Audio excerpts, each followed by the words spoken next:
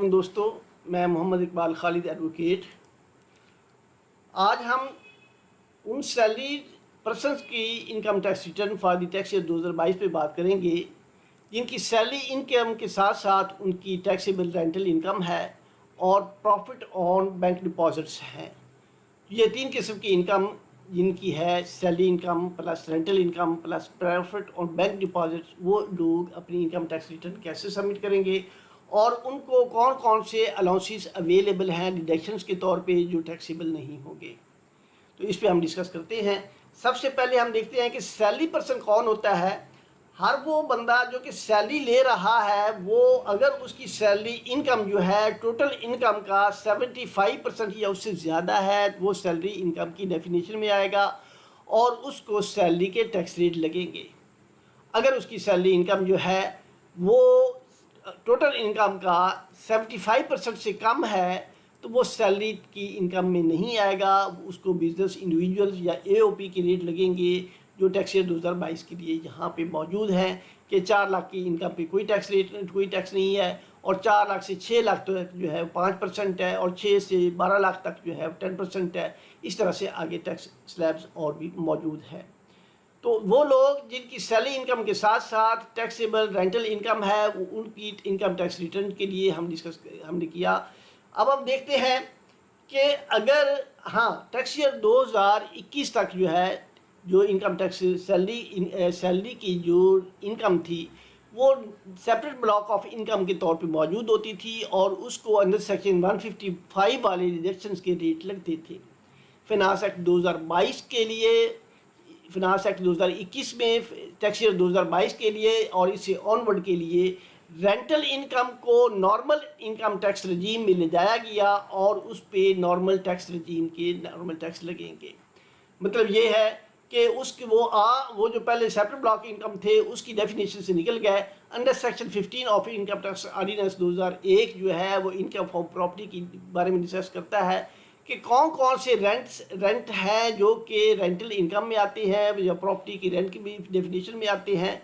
और section 15A जो है वो उनकी डिडक्शंस भी बात करता है जो कि टैक्स ईयर 2021 तक जो है वो सिर्फ कंपनीज को अवेलेबल थी, जो है नॉर्मल इनकम इंडिविजुअल को अवेलेबल नहीं थी और चूँकि उनकी रेंटल इनकम जो है वो सेपरेट ब्लॉक इनकम के तहत होती थी। अब चूँकि वो इसमें शामिल हो गया तो वन जो in respect of repairs to a building and allowance equal to 1/5 of rent chargeable, यानी 1/5 मीन 20% जो है वो उनकी जितनी भी रेंटल इनकम है उसका उनको अलाउंस मिलेगा जो कि टैक्सेबल नहीं होगा वो बिल्डिंग की रिपेयर के सिलसिले में। इसी तरह से आगे एक सेक्शन H जो है सब सेक्शन इसी का, वो ये कहता है कि any expenditure not exceeding 4% of the rent chargeable. तो रेंट कलेक्शन चार्जेस की मद में कि अगर आदमी के टोटल इनकम का 4% उसको रेंट कलेक्ट करने के जो उसके पेट्रोल वगैरह जो एक्सपेंसेस होंगे उस मद में दिया गया। इट मीन्स कि रेंटल इनकम पे 24% का जो अलाउंस बेनिफिट दिया गया है ये टैक्सेबल नहीं होगा। तो अब हम देखते हैं कि इन दोनों केसेस को जब हम इनकम टैक्स रिटर्न में डालेंगे तो इनकम टैक्स रिटर्न कैसे सबमिट होगी।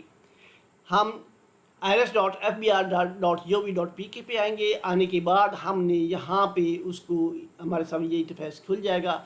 डिक्लेरेशन में आएंगे। डिक्लेरेशन में आने के बाद हम सैलरी की इनकम टैक्स रिटर्न हरगिज़ इंतखाब नहीं कर सकते, सेलेक्ट नहीं कर सकते, क्योंकि वो लोग जिनकी सैलरी इनकम, ये उन लोगों के लिए जिनकी सैलरी इनकम सिर्फ सैलरी के थ्रू है, जिनकी इनकम है।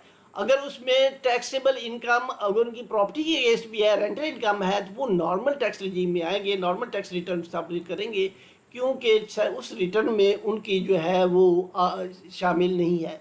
यहाँ पे टैक्स ईयर 2022 का हम इंतखाब करेंगे। उसका टैक्स पीरियड जो होगा 1 जुलाई 2021 से लेके 30 जून 2022 होगा और इसको हम इसका इंतखाब करेंगे तो हमारे सामने जो है वो ये इंटरफेस खुल जाएगा। अब हम आते हैं कि अपनी इनकम टैक्स रिटर्न में हम इसको देखते हैं। अगर तो हमारी पिछले साल की रिटर्न फाइल हुई है तो हम इंपोर्ट प्रीवियस रिटर्न करेंगे और यहाँ पे उसके डाटा को कैलकुलेट करेंगे तो हमारा डाटा यहाँ पे सारा पिछले साल का यहाँ पे आ जाएगा। तो हम उसी को सिर्फ फिगर्स को इनकम टैक्स रिटर्न में और वेल्थ स्टेटमेंट में हमने सिर्फ रिप्लेस करना होगा, हमें उसमें कुछ भी नया करने की ज़रूरत नहीं है। नए हेड ऑफ इनकम्स के अलावा। तो सैलरी इनकम जो है 20 लाख, हमने देखा कि हमारे केस 1 में 20 लाख सैलरी इनकम थी और 6 लाख रुपया हमारी रेंटल इनकम थी। तो हमने सैलरी इनकम की जगह पे 20 लाख रखी। और अब हम प्रॉपर्टी की टैब में आएंगे। प्रॉपर्टी में ये इसको क्लिक किया तो हमारे सामने रेंट रिसीव्ड और रिसीवेबल आ गया। तो यहाँ पे हम अपनी जो है वो अदर देन सैलरी यानी रेंटल इनकम यहाँ पे हमने दर्ज की। तो देने के बाद उसने 20% रिबेट चार्जेस का 1,20,000 6 लाख का हमें उसने अनाउंस दे दिया। अब यहाँ पे 24,000 जो है हम कलेक्शन चार्जेस भी जो है अपने उसका बेनिफिट लेंगे और इसको कैलकुलेट करेंगे तो टोटल जो है वो 4,56,000 रुपया हमारी जो है वो टैक्सेबल इनकम निकल आएगी। तो ये टोटल 6 लाख रुपए में से 1,44,000 के बेनिफिट हमें निकल गए। तो हमें टोटल इनकम 4,56,000 मिल गई जो कि 19% है। लिहाजा ये 24,56,000 की टैक्सेबल इनकम पे हमें जो टैक्स लगेगा, सैलरी का टैक्स लगेगा, वो 1,88,400 रुपये होगा। और अगर हम यही सैलरी टैक्स कैलकुलेटर में आते हैं तो यहाँ पे वो फिगर देते हैं तो हमें 1,88,400 की वो टैक्स लायबिलिटी निकाल रहा है। तो इसलिए 1,88,400 की टैक्स लायबिलिटी सैलरी पर्सन के लिए है और वो यहाँ पे हमने ले ली।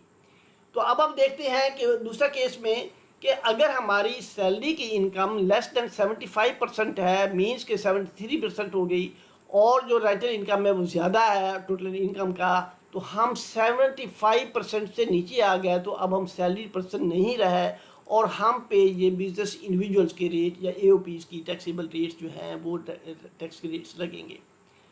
तो इसके तहत हम देखते हैं कि जब हम रिटर्न में इसको डालते हैं तो हमारी टैक्स लायबिलिटी कौन सी और क्या निकलेगी। तो 9,50,000 का हम इंतखाब करते हैं और इसको हम अपनी इतनी टैक्स रिटर्न में डालेंगे।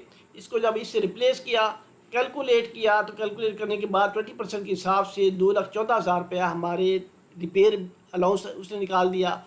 और जो है ये हमारा जो टैक्स कलेक्शन चार्जेस हैं वो हमारे 38,000 हो गए, यहाँ पे हो जाएंगे तो उसको हम कैलकुलेट कर लेंगे। लिहाजा 24% के हिसाब से जो हमारे चार्जेस बनते थे 2,28,000, वो निकालने के बाद हमारी 9,50,000 की बजाय 7,22,000 हमारी टैक्सेबल इनकम हो जाएगी रेंटल इनकम के अगेंस्ट, जो कि 7,22,000 आ गई। तो अब हम कंपटीशन में आते हैं। कंपटीशन में देखते हैं कि उसने 3,14,000 का टैक्स रेट निकाल दिया। तो यही हम जब हम अपनी यहाँ पे देखते हैं कि इसी 27,22,000 की इनकम को हम जब टैक्स कैलकुलेटर में डालते हैं जो कि नॉन सैलरी पर्सन इंडिविजुअल का 2022 के लिए है, तो 27,22,000 पे उसने 3,14,000 रुपया उसने हमारी टैक्स लायबिलिटी निकाल दी। जब हम इस टैक्स लायबिलिटी को यहाँ पे लेते हैं तो यहाँ पे आने के बाद हम अपनी कंपटीशन में आ गए। कंपटीशन में 3,14,000 की टैक्स लायबिलिटी आ गई। तो अब हम इसको एडजस्ट करते हैं और इसके हिसाब से अपनी रिटर्न सबमिट करने की कोशिश करते हैं। तो हम देखते हैं कि एडजस्टेबल टैक्स रजीम में हमारे जो टैक्स कटे हुए हैं उन टैक्सेस को हम यहाँ पे आके क्लेम करते हैं और उस टैक्स को हम यहाँ पे लेंगे। तो अपनी इनकम टैक्स रिटर्न का पहले तो हम देखते हैं कि हमारे इनफ्लो में हमारी टोटल इनकम आती है, आउटफ्लो में हमारे टोटल एक्सपेंसेस आते हैं और इनकी नेट इंक्रीज डिक्रीज जो होगी टोटल इनफ्लो में से, टोटल इनकम में से टोटल एक्सपेंसेस निकालने के बाद ये नेट इनकम जो होगी हमारी इतने के ही हमारे एसेट्स इंक्रीज़ हो सकते हैं। पिछले साल के हमारे एसेट्स जो थे वो 65 लाख के थे और इस दफ़ा उतने ही इंक्रीज़ होने के बाद हमारे 84 लाख की हो गया, जिसमें नेट इंक्रीज़ जो है 19,38,000 की हो गई, जो कि हमारी नेट सेविंग के बराबर है। तो यही हम अपनी इनकम टैक्स रिटर्न में जाके देखते हैं, इसको कैलकुलेट करते हैं। तो यहाँ पे आने के बाद हमने एडजस्टेबल टैक्स रजीम में अपना टैक्स दिया। टैक्स यहाँ पे 1,20,000 हमारी सैलरी के अगेंस्ट कटा हुआ है, वो हमने दिया। उसके बाद हम देखते हैं कि हमारा और भी है सेल के अगेंस्ट। यहाँ पे हम किसी भी जगह पे हमने एडजस्टेबल टैक्स रजीम में आके टैक्स अपना ऐड करना है। तो जहाँ पे प्लस का बटन दिया हुआ है, प्लस के बटन को हम दबाएंगे तो हमारे सामने हमारी जो है वो इनकम की टैब खुल जाएगी और उस पर हम टैक्स कैलकुलेट कर सकते हैं। तो ये हमारी एजुकेशनल फ़ी के बच्चों की स्कूल फीस पे टैक्स कटा हुआ है, वो भी हमने क्लेम कर लिया। ये ऑलरेडी हमारे यहाँ पे आ रहे हैं। 1,50,000 रुपया हमारे रेंट पे कटा हुआ है। तो हम यहाँ पे रेंट की जो है आएंगे कि rent of immovable property under section 155, इसको हमने कैलकुलेट किया। यहाँ पे उस प्रॉपर्टी का जिसका हम रेंट क्लेम कर रहे हैं उसकी जो है इंफॉर्मेशन देंगे, उसका एड्रेस वगैरह यहाँ पे देंगे। एड्रेस देने के बाद हमने उसका अगर हाउस किया, इसको ओके किया, तो यहाँ पे उसकी इंफॉर्मेशन खुल जाएंगी। ये प्लस के बटन में जहाँ पे भी है, चाहे वो टैक्सेबल इनकम में है, चाहे वो कहीं हमारे एडजस्टेबल टैक्स रजीम में है, या हमारी जो है वो वेल्थ स्टेटमेंट में है, तो प्लस के बटन जब दिखाएंगे क्लिक करेंगे तो इट मीन्स कि हमें वहाँ पे वो इंफॉर्मेशन देनी है जो उस रजीम की हम लेना चाह रहे हैं, जिसका हम बेनिफिट लेना चाह रहे हैं, या जिस एसेट को इंक्लूड करना चाह रहे हैं। तो हमने यहाँ पे इसकी इनकम दी कि हमारी इनकम जो है 7,22,000 इसकी रेंटल इनकम थी, वो हमने यहाँ पे दी, और उस पे जो टैक्स कटा हुआ है वो कैलकुलेट किया। उसके बाद जो है यहाँ पे हमने ये जो टैक्स हमारा ऑलरेडी हमारा अगर जो एम्प्लॉय जो मालिक मकान है जिसको हमने किराए की बात में जिसको सॉरी जो हमारा जिसको किराए पे दिया हुआ है, अगर वो कंपनी है और उससे टैक्स काटा हुआ है तो वो यहाँ पे वो हम दर्ज करेंगे। तो उसको दर्ज किया यहाँ पे, फिर उसको कैलकुलेट किया। कैलकुलेट करने के बाद सेल फोन का था तो इसी तरह हमने प्लस के बटन को दबाया, उसकी मोबाइल की इंफॉर्मेशन दी, मोबाइल नंबर वगैरह दिया, और उसका हमने टैक्स यहाँ पे ले लिया। इसी तरह स्कूल फीस के केस, बच्चों की स्कूल फीस पे टैक्स कटा हुआ है, अगर नॉन फाइलर है तो यो भी कटा हुआ होगा। तो इसके अलावा ये जितने और भी कोई टैक्स कटा हुआ है तो यहाँ पे आप दे सकते हैं। अगर सादा आ जाता है तो यहाँ पे दे दे, अदरवाइज प्लस के बटन दबा के वहाँ पे इंफॉर्मेशन दे के आप दे सकते हैं और ये क्लेम कर सकते हैं। अब हम कंपटीशन में आते हैं। कंपटीशन में आने के बाद हमारी 3,14,000 की इनकम में से 3,14,500 के बाद टैक्स कटा हुआ है, 100 रुपये की हमारी टैक्स रिफंडेबल निकल आता है। तो ये तो थी हमारी इनकम टैक्स रिटर्न। उसके बाद अब हम देखते हैं कि अगर हमारा जो बैंक प्रॉफिट है अगर वो हमारा है तो उसको हम कैसे क्लेम करेंगे। तो बैंक प्रॉफिट के लिए जो है हमारे सामने यहाँ पे 236 जो अंडर सेक्शन 7B के तहत जो है हम उसको क्लेम करते हैं। तो यहाँ पे आएंगे, यहाँ पे इसको प्लस किया, और वही हमने अपने बैंक की इंफॉर्मेशन जहाँ पे देनी है कि बैंक हमारा कौन सा है, उसकी ब्रांच वगैरह, बैंक अकाउंट नंबर वो हम यहाँ पे देंगे, और उसकी जो है इनकम और उसका एक्सपेंस भी यहाँ पे टैक्स भी ले लेंगे। इसको यहाँ पे हमने यहाँ पे दे दिया उसके अकाउंट नंबर की जगह पे, और इसको ओके किया। तो हमारा जो बैंक पे प्रॉफिट है वो 50 लाख का था, तो 50 लाख हमने यहाँ पे दिया, और उस पे जो हमारा टैक्स कटा हुआ है वो 7,500 आई थिंक है, तो वो हमने लिया, और लेने के बाद हमने इसको कैलकुलेट कर दिया।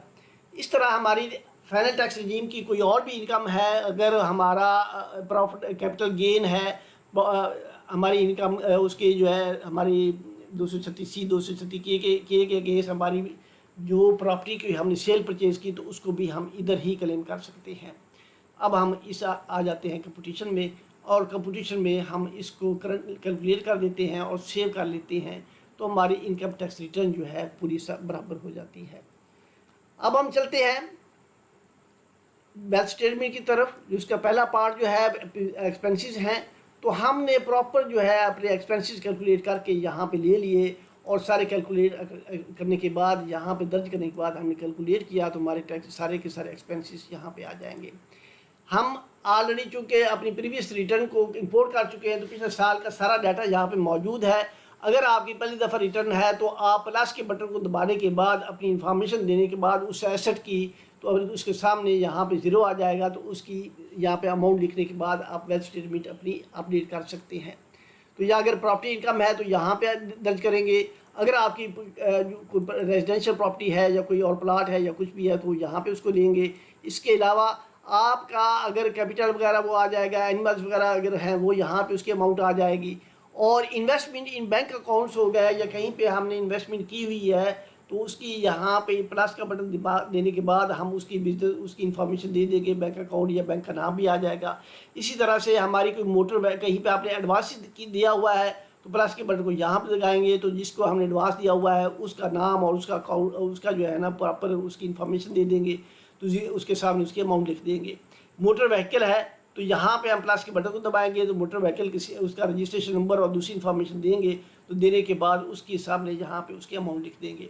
इस तरह प्रीवियस पोजीशन जो है ये हमारी ज्वेलरी नॉर्मली होती है, तो यहाँ पे ज्वेलरी की कितनी तोला है वो देने के बाद हम उसकी प्राइस ले लेंगे। सेम इसी तरह से हम तमाम एसेट्स को ले सकते हैं और इसी तरह से हम लायबिलिटीज़ भी यहाँ पे अपनी ले सकते हैं। लेने के बाद हम इसको कैलकुलेट कर देंगे और हम चले जाएंगे हम अपनी जो है ना रिकन्सिलिएशन की तरफ। हमने देखा कि हमारे इस साल के टोटल एसेट जो हैं वो 8.4 मिलियन के हैं, जो कि यहाँ पे ऑलरेडी हमने देखा कि हमारे पिछले साल के 2022 के एसेट की डिटेल हमारे सामने यहाँ पे मौजूद है, तो इतने ही हैं। और पिछले साल के 6.5 मिलियन के हमारे एसेट्स थे, तो वो यहाँ पे वैसे ही आ रहे हैं और इनका इंक्रीज़ डिक्रीज़ इतने का आ रहा है। तो ये पिछले साल इस साल के एसेट हो गए, ये पिछले साल के एसेट हो गए, ये 19,38,000 का हमारा इंक्रीज़ डिक्रीज़ आ गया, जो कि ये सेम एज़ हमारी इनकम टैक्स रिटर्न की जो हमने रिकन्सिलिएशन बनाई उसके मुताबिक है। हमारी इनकम जो है इनफ्लो में हमने दी हुई है कि टोटल इनफ्लो हमारा 27,72,000 का है, तो वो भी यहाँ पे पूरा का पूरा आ गया। और उसमें दूसरी हमारी ये 50,000 और ये दूसरी इनकम दोनों शामिल हैं, जो कि FTR का हिस्सा था 50,000, वो वहाँ पे आ गया। इस तरह से यहाँ पे हमने सारी चीज़ें दे दी। अब 3,22,000 जो है वो हमारा टोटल टैक्स डिडक्टेड है कि ये सारे टैक्स जो हमने हमारे कटे हुए हैं ये वाले, वो 3,22,000 के टैक्स कटे हुए हैं। तो यहाँ पे हम अपनी इस जगह पे आके 3,22,000 की फ़िगर को देंगे तो हमारे टैक्सेस सारे क्लेम हो जाएंगे और हमारी रिटर्न भी जो है वो रिकनसाइल हो जाएगी। तो रिकन्सिलिएशन में ज़ीरो होनी चाहिए, वो ज़ीरो हो गई है। तो इसको हम सेव करेंगे। सेव करने के बाद इसको हम यहाँ पे इसकी वेरिफिकेशन करेंगे। वेरिफिकेशन करने के बाद हम इसको जो है इसको कैलकुलेट कर लेंगे, सबमिट करेंगे। वेरीफाई करने के बाद जो है हम सबमिट में आएंगे। सबमिट में यस करेंगे तो हमारी रिटर्न सबमिट हो जाएगी। तो ये था तरीका उन अफराद की इनकम के रिटर्न के बारे में कि जिनकी सैलरी इनकम है और सैलरी इनके साथ रेंटल इनकम है, साथ बैंक प्रॉफिट भी है, तो वो लोग अपनी इस तरह से अपनी इनकम टैक्स रिटर्न फाइल करेंगे, अपने टैक्सेस इस तरह से क्लेम करेंगे और टैक्स डिडक्शंस जो हैं वो इस तरह से उनका बेनिफिट ले सकते हैं। तो दोस्तों, मेरी ये वीडियो आपको पसंद आई हो तो लाइक कीजिएगा, सब्सक्राइब कीजिएगा ताकि मेरी दूसरी और वीडियोस आपको मिलती रहें। थैंक यू, जज़ाकल्लाह।